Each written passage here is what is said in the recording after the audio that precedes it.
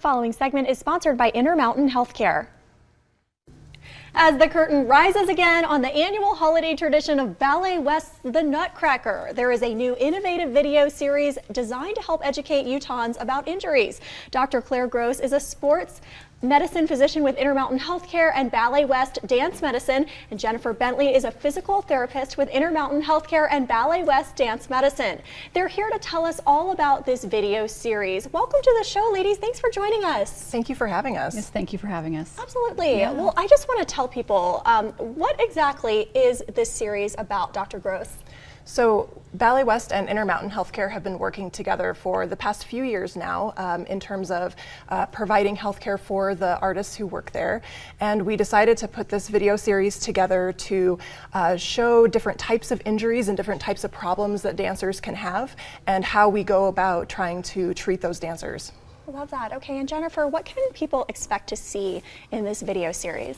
We talk a lot about in these video series that will come out monthly, just about simple tips that we can use with the general population, you know, whether it be lifting items off the floor, back injuries, any kind of recovery, cross-training, posture. There's a whole gamut of things that we're going to cover. Okay, and she mentioned back injuries. So Dr. Gross, what are some examples of other injuries that can happen to these dancers or non-dancers?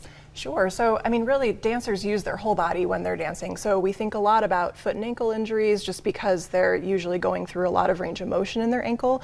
But honestly, it can be anything from the neck all the way down to the toes, just because they're having to use their whole body when they're dancing. And of course, these are the exact same types of things that can happen to the rest of us too, if we trip off of a curb or when we're lifting at work or doing anything else.